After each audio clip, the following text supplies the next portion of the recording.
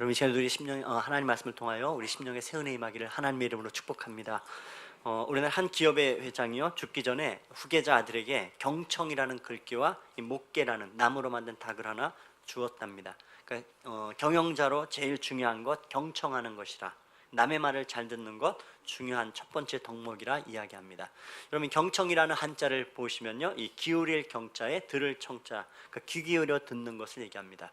그래서 어떤 글을 보니까 이 경청이라는 것은 아예 몸이 상대방에게 기울어져 있는 것, 몸이 기울니까 당연히 마음도 기울어져 있고 그렇게 귀를 쫑긋 세우고 듣는 것을 경청이라 이야기하는데, 특별히 청자를 보시면, 들을 청자의 청자를 보시면 임금의 귀와 같이 귀로 집중해서 듣되, 귀로 들을 뿐만 아니라 10개의 눈을 고 모든 것을 바라보고 하나의 마음으로 그렇게 들어주는 것이 경청이라, 그렇게 이야기를 합니다.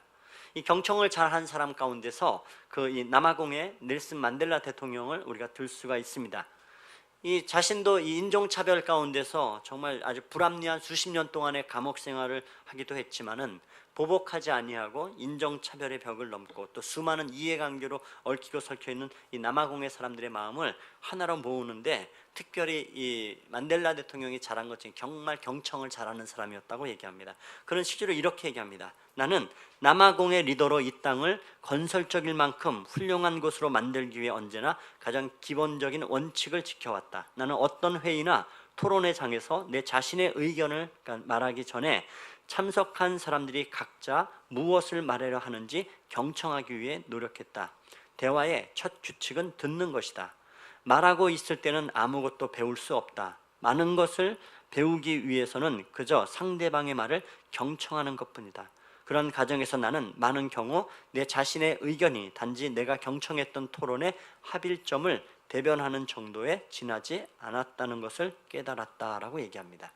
경청의 수혜는 이런 것이에요. 경청을 잘하면 굳이 그렇게 홀로 답을 찾을 머리를 쥐어짜는 그런 수고가 필요치 않게 된다는 것입니다. 남의 말을 잘 들으면 이 두 가지의 복들이 임할 수 있는데, 첫 번째는 사람을 얻게 됩니다. 그렇죠? 남의 말을 잘 들어주면 덕을 세우는 사람 되고, 이 덕을 세우는 사람과 사람의 관계는 아름답게 사람을 얻게 합니다. 또 하나는 남의 말을 잘 들으면 당연히 지식과 정보를 얻게 됩니다. 경영하는 사람에게 있어서 사람을 얻는 것, 정보를 얻는 것, 이것만큼 아마 귀한 것이 없기 때문에 아마 이 경청이라는 글귀를 남긴 것이라. 또 하나는 목계를 받았다고 이야기하는데요, 이 목계라는 것은 중국의 고사 가운데 이런 얘기가 있습니다. 주나라 이 선왕이 이 닭싸움하는 걸 좋아했답니다.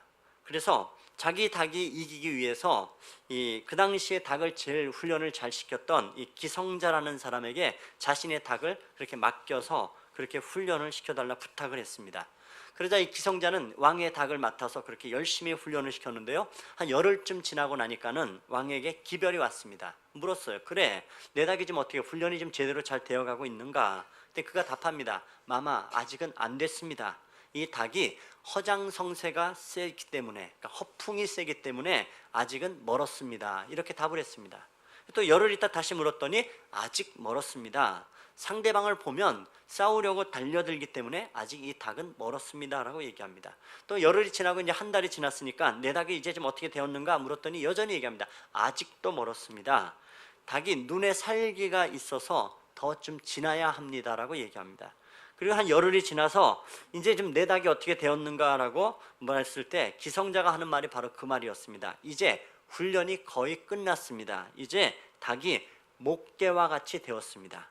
근데 목계라는 단어가 등장을 해요. 나무닭. 그때 얘기하는 나무닭 목계는 마치 나무로 만든 닭처럼 위험이 있어서요, 상대방이 달려들지라도 그렇게 그 위험 앞에서 오히려 꼬리를 내리고 알아서 도망갈 만큼 용맹함과 덕이 쌓여 있다는 것입니다.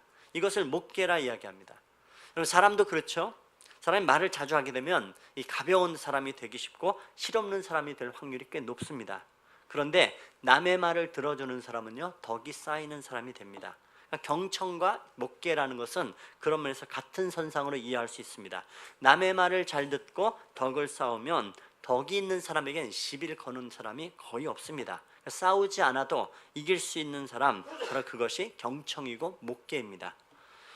여러분 유망한 이 대한항공 땅콩 사건 우리 기억하잖아요. 그 아버지 잘 만나 재산 물려받고 경영자가 되었지만 철없고 허풍을 떠는 이 허장성세가 문제가 있었던 겁니다.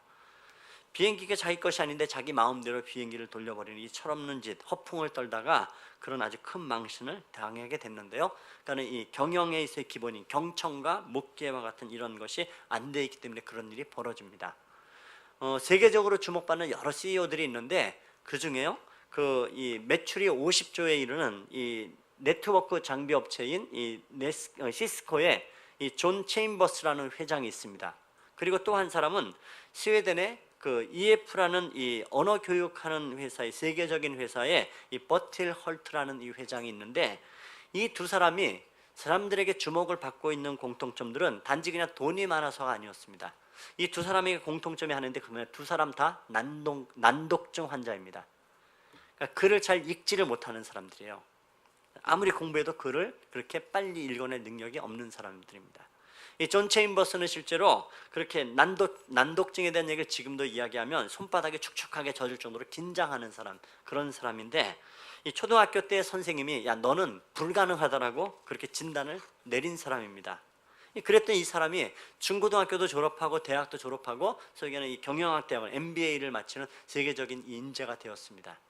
그런가 하면 이 버티 헐트는 초등학교 1학년 때에 딱 1학년 과정 마치고 선생님이 똑같이 이건 불가능하다 해서 이 아이를 장애인 학교로 보내줬다고 얘기합니다. 그러니까 자신에게 그 당시가 엄청나게 실망이 되어지고 그 상황이 지금도 악몽을 꾼다 할 정도로 그 당시에 이 스웨덴의 장애인 학교는 마치 정신병동처럼 사방으로 콘크리트가 쳐져 있는 데서 무려 4년을 보냈는데 자신은 자기 인생에서 가장 그렇게 어두운 시절이었다고 얘기를 합니다. 그런데 다행히 그 부모님도, 특별히 그 어머니가 학교를 보내지 않고 집에서 글을 가르치고 책을 읽어주고 그리고 공부를 하면서 대학까지 나오게 했습니다. 이 두 사람은 세계적인 기업의 회장이지만은 지금도 여전히 글을 잘 읽지 못합니다. 어려서는 어머니가 읽어주는 글을 통해서 공부를 해왔고 지금은 비서가 읽어주는 서류를 통해서 경영을 하는 사람들입니다. 여러분, 이 사람들은 경영자들입니다. 그런 사람들에게 난독증이라는 것은 이게 엄청나게 지독한 핸디캡이 됩니다. 그렇지만 오히려 그 사람들은요, 그것을 성공의 발판으로 삼은 사람들입니다. 이 사람들은 난독증 때문에 절망한 사람들이 아니었고 도리어 난독증 덕분에요 듣기를 잘하는 사람이 되었다고 얘기합니다. 그냥 잘 듣는 정도가 아니고 집중해서 잘 듣고 기억력을 최대로 향상시킨 사람입니다.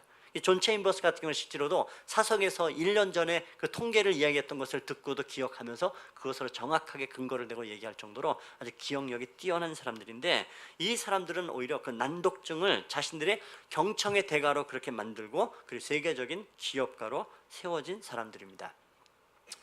여러분, 우리 대한민국 사회가 참 많이 시끄럽습니다. 다만 보면 말을 하고 싶어하는 사람들은 많이 있는데 내 말을 들어주는 사람이 없기 때문에 온통 시끄럽기만 한지 모릅니다.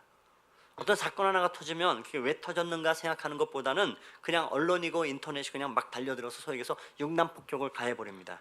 신상도 다 털어버리고 온갖 비난에 대한 그 댓글들을 달면서 소위 인격적인 그 융단폭격을 가해버리면 연예인이나 유명한 사람뿐만 아니라 보통 사람들도 그 비난을 견디지 못하고 그렇게 자살해버리는, 그래서 너무 우리 사회가 좀 어떤 면에서 각박하고 힘든 그러한 우리 시대의 아픔들을 가지고 살아갑니다. 자, 사람이 말을 배우는 데 있어서는요, 언어를 배우는데 만 2년 정도면 충분히 말을 할 수 있습니다. 그래서 아이들 보십시오. 한두 살 먹어가면 입이 트이고 청산유수로 말들을 잘하기 시작하는 거 봅니다. 그런데 말을 듣는 데는요, 말을 듣기를 배우는 데는 80년이 걸린다고 얘기합니다. 그러니까 평생을 훈련해야 남의 말을 제대로 들을 수 있다고 얘기할 정도로 굉장히 힘듭니다. 사실은 남의 말을 듣는 것 자체가 어려워서 어려운 것은 아닙니다. 남의 말을 들을 생각이 없으니까 어려운 겁니다. 앉아서 그냥 남의 말을 충분히 들어줄 삶의 여유가 없다 보니까는 남의 말이 귀에 안 들려오는 겁니다. 그러니까 우리의 삶이 같이 팍팍해지고 힘겹습니다. 그래서 그런 면에서 우리가 남의 말을 잘 들으는 게 얼마나 소중한지 모릅니다. 여러분, 탈무드에 우리가 익히 하는 것 있어요. 무슨 얘기냐면 하나님이 왜 인간에게 입은 하나 주시고 귀를 2개 줬는가? 그 이유가 뭔가? 하고 싶은 말보다는 남의 하는 말을 갑절이나 잘 들으라고 하나님이 그렇게 우리를 만드셨다고 이야기합니다.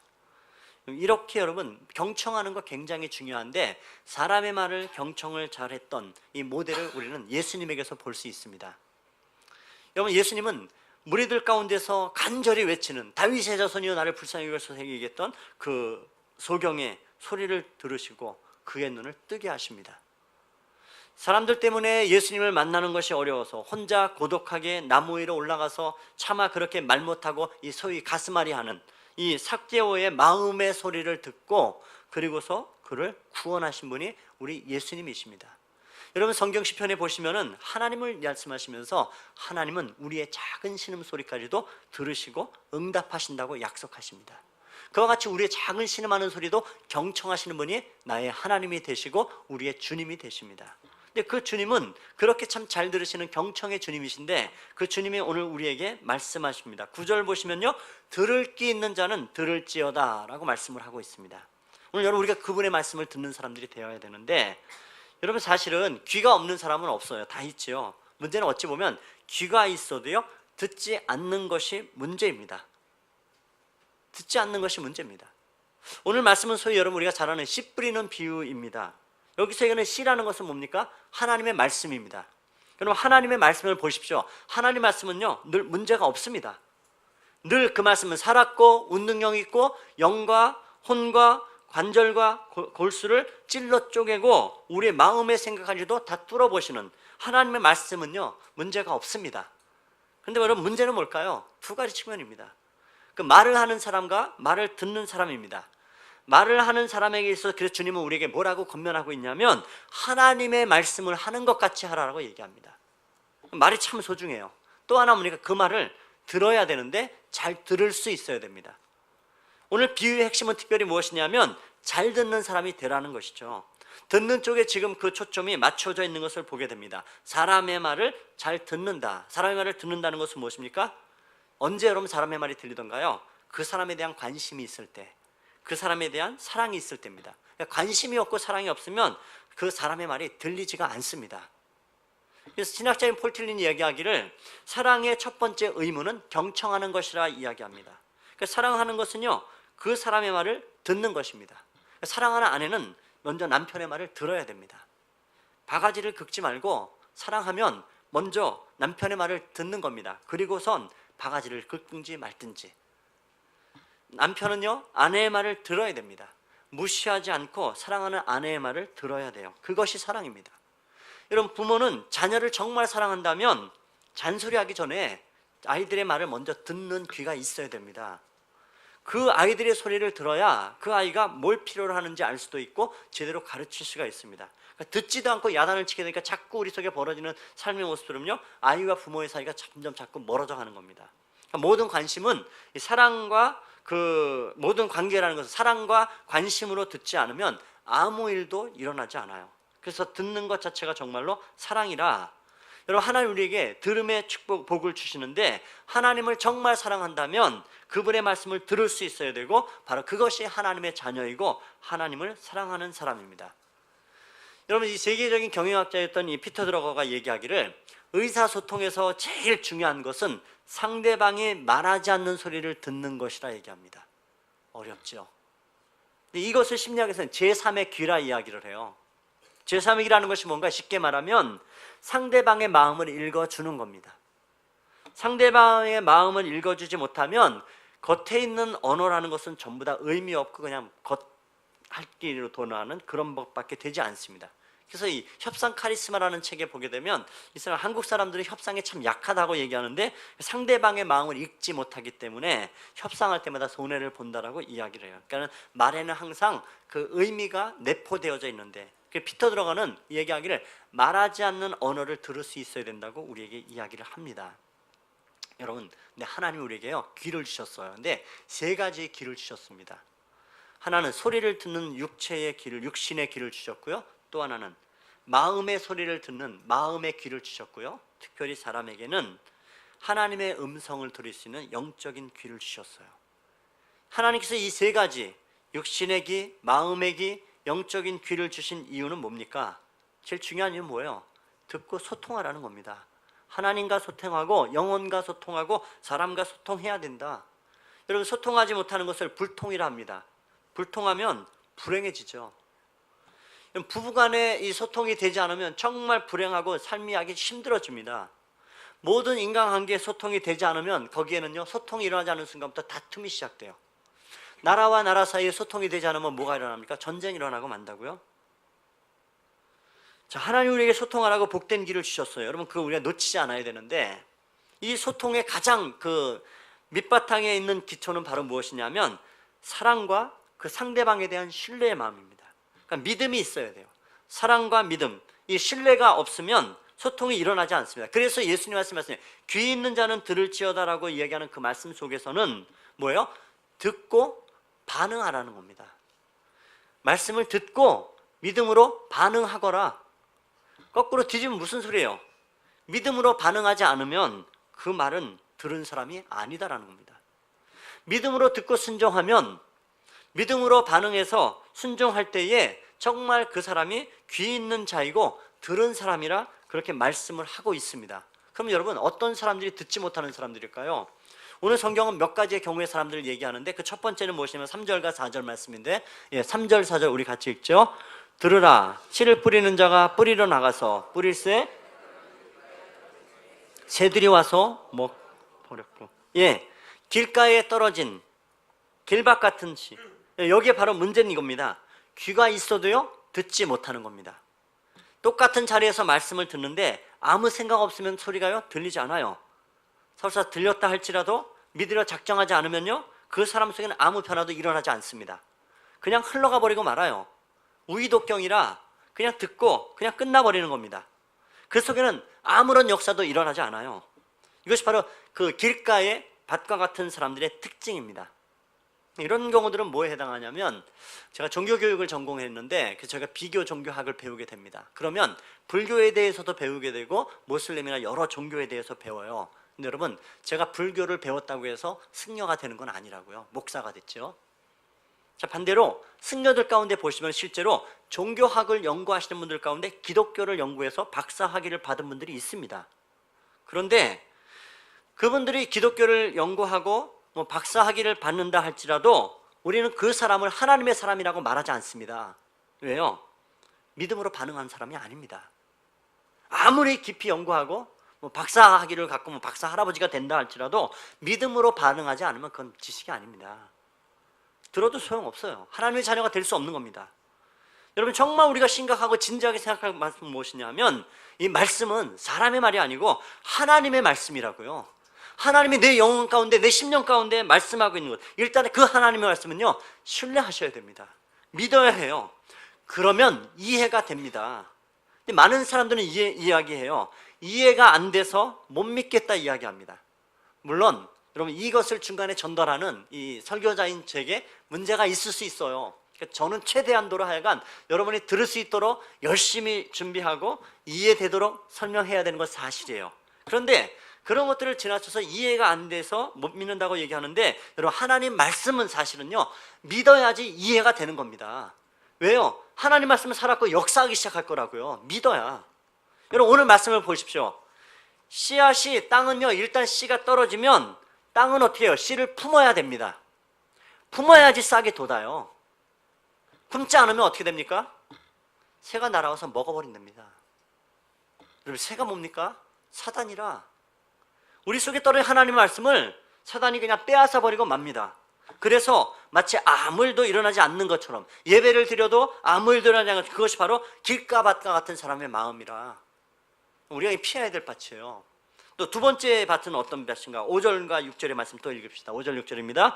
더러는 흙이 얕은 돌밭에 떨어짐에 흙이 깊지 아니하므로 곧 싹이 나오나 해가 돋은 후에 타서 뿌리가 없으므로 말랐고. 여러분 지금 예수님 말씀하신 이 팔레스타인 지방은 대부분이 박토입니다. 돌이 많아요. 사막이기도 합니다. 그러다 보니까는 사막의 특징도 뭡니까? 박토의 특징들. 바람이 불면 흙과 먼지가 그 돌 위에 와서 쌓여서요 돌이 보이지 않을 만큼 쌓이게 됩니다. 그 밑에는 돌이 있다고요. 씨가 뿌려지면요 흙 때문에 금방 싹이 나요. 그런데 문제는 뭡니까? 그 씨가 뿌리를 내리지 못하는 겁니다. 왜요? 밑에 돌이 있기 때문에. 그래서 이 말씀을 예수님은 어떻게 해석을 하고 있냐면 16절 17절 말씀 보면 이렇게 합니다. 또 이와 같이 돌밭에 뿌려졌다는 것은 이들을 가리킴이니 곧 말씀을 들을 때 즉시 기쁨으로 받으나 그 속에 뿌리가 없어 잠깐 견디다가 말씀으로 인하여 환난이나 박해가 일어나는 때에는 곧 넘어지는 자요. 무슨 얘기입니까? 순간적으로 은혜를 받아요. 그런데 그것이요, 싹은 났는데 뿌리를 내리지 못해요. 왜요? 돌 때문에요. 결국 그 돌이 사라져야 되는 겁니다. 돌은 깨져야 됩니다. 여러분, 그때 그 돌을 무엇이라 얘기해 볼 수 있을까요? 우리의 자아를 비유하면 딱 좋을 것 같아요. 우리의 자아가 어떤 자아인가? 그때 굳어진 자아, 우리의 마음들은 상처받은 마음, 상처받고 왜곡되어진 자아, 상처받고 왜곡되고 삐뚤어지면, 그러면 고집과 아집만 남은 그런 굳어진 자아를 이야기합니다. 여러분, 그 자아가 깨지지 않으면 하나님 말씀은요, 뿌리를 내리지 않습니다. 자기가 강한 사람들의 특징은요, 신앙의 깊은 곳에 들어가지 못해요. 자아가 삐뚤어지고 상처받고 왜곡되면 자기 자신의 모습을 제대로 보지 못합니다.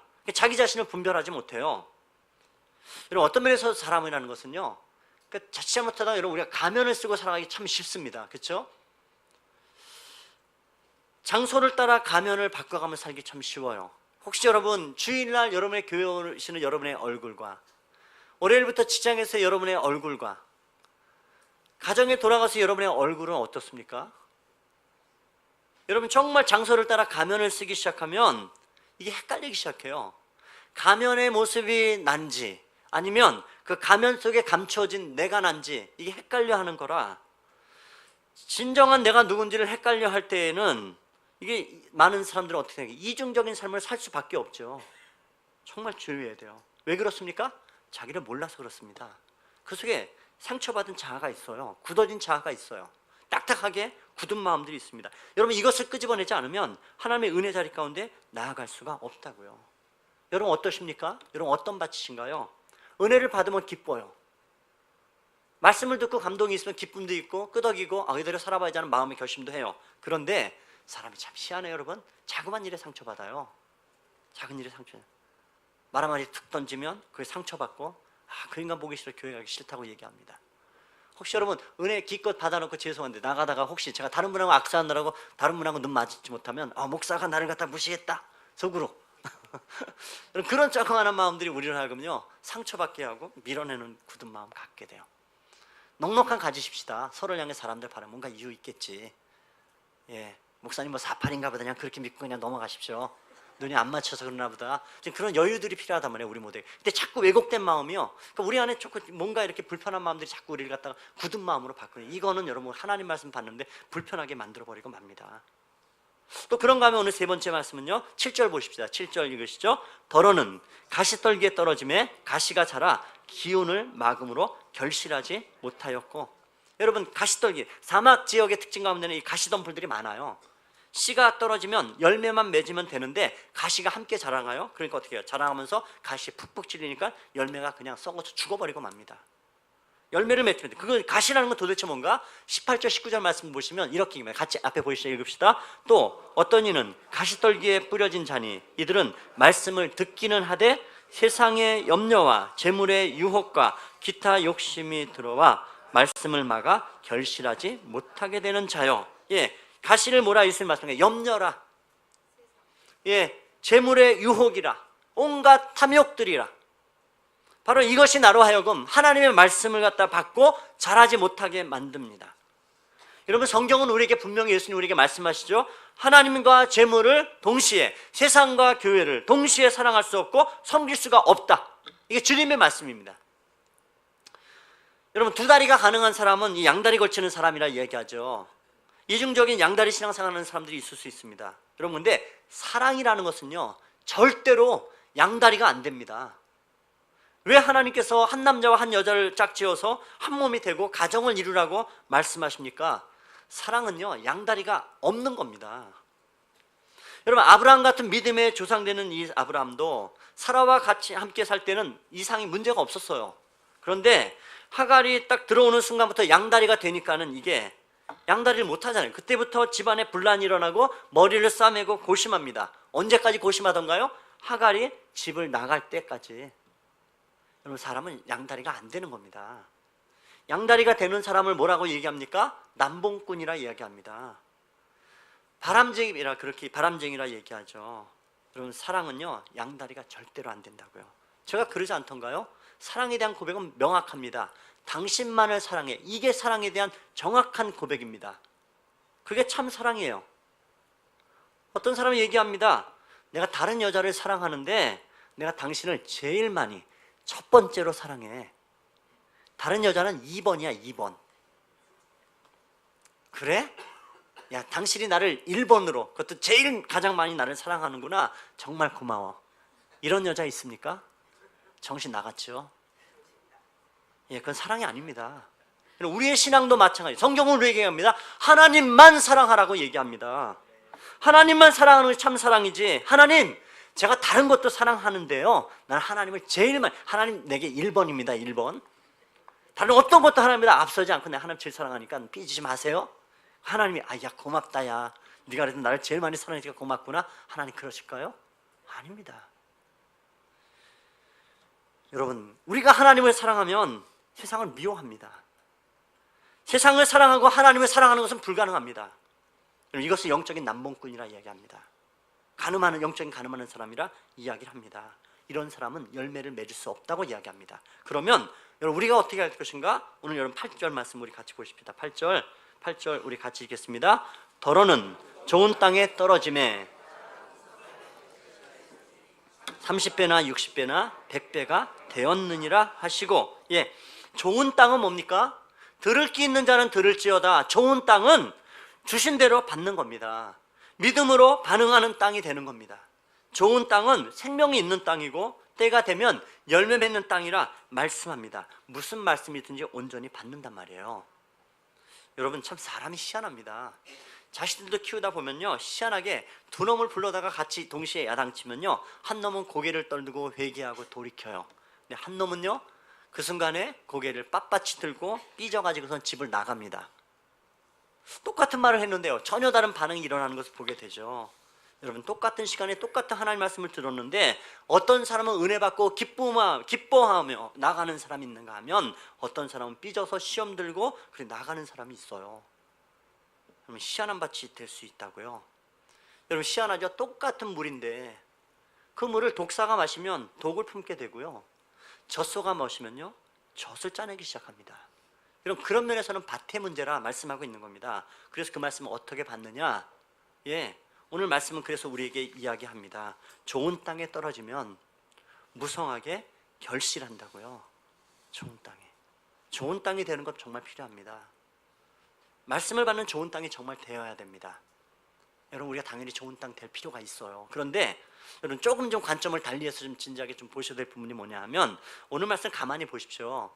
씨를 뿌렸단 말이에요. 씨를. 근데 이게 좋은 땅뿐만 아니라 길가에 돌짝게 가시덤불이 있는 한밭에 공존하고 있다는 사실입니다. 여러분 우리 모두 다 동일하게 좋은 밭에 무성한 열매를 맺고 30배, 60배, 100배를 맺고자 하는 갈망하는 마음이 이것에는 우리 모두에게 있어요. 그렇죠? 그런데 문제는 무엇입니까? 내 마음의 밭에 때로는 굳어진 자로, 때로는 사단이 바로 쓸어가려는 경우도 있고 때로는 염려로 내 재물의 유혹과 욕심도 있는 많은 문제들을 가지고 있다는 것입니다. 자, 그렇다면 여러분 우리가 원하는 것은 동일합니다. 좋은 열매를 맺는 것입니다. 풍성한 열매를 맺는 방향으로 가야 하는 것인데 어떤 과정들을 통해서 얻어질 수 있을까? 우리 마음 가운데 여러 가지의 밭이 있다면 여러분 어떤 밭을 우리가 키워나가면 정말 좋을까요? 삶의 좋은 열매를 맺는 방향은 어떤 과정을 통해서 얻어지는 것일까요? 자, 여러분 사람들의 오해는 뭐냐 하면 나쁜 것이 바뀌어서 좋은 것이 된다고 생각들을 합니다. 우리가 변화되는 것은 무엇일까? 나쁜 것이면 좋은 것이 된다. 하지만 여러분 이 변화의 과정은 굉장히 복잡합니다. 세밀하게 살펴보십시오. 여러분 좋은 방향으로 변화가 일어날 때 나쁜 것이 사라지는 것과 좋은 것이 더해지는 것은요 각각 독립적인 것입니다. 이해 안 되세요? 그래서 좀만 더 들어보십시다. 다만 이런 것들이 동시에 이루어지는 것처럼 보일 뿐이에요. 나쁜 것이 좋은 것으로 바뀌는 것이 아니라면 여러분 그 과정은 또 각각 어떤 것일 때 어떤 일이 먼저 일어나야 될까, 좀 우리가 그런 것들을 좀 잘 염두에 둘 필요가 있는 것 같습니다. 무슨 얘기냐면 변화를 실패할 때, 변화를 성공할 때의 경우들을 좀 따로 살펴볼 필요가 있어요. 두 경우가 각각 다르기 때문에 그렇습니다. 자, 보십시오. 좋은 밭에 열매를 맺고자 하는 마음들이 있어요.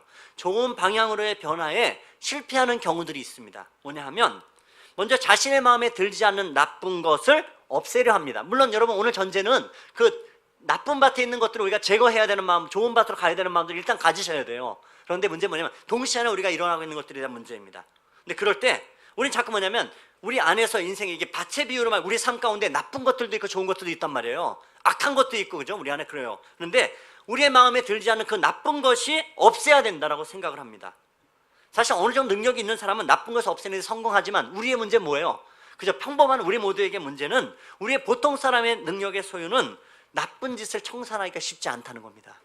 이해되시죠? 그러면 문제는 그 다음에 있어요. 나쁜 것이 사라진 이후에는 우리는 좋은 것이 자동적으로 올 거라고 이야기를 하지만 아닙니다. 나쁜 것이 사라지면 이후에 오는 것은요, 진공 상태가 놓입니다. 이때 진공 상태를 채우는 것은 뭘까요? 자주 일어나는 나쁜 것이 사라지고 난 이후에 좋은 것이 올 수도 있지만, 우리 인생의 경우는요, 나쁜 것이 사라지고 났는데요, 더 나쁜 것이 오는 경우들도 꽤 많습니다. 그렇죠? 좋은 것이 잠깐 찾아오는 것 같지만 그 자리에 자리를 잡지 못하는 경우가 있습니다.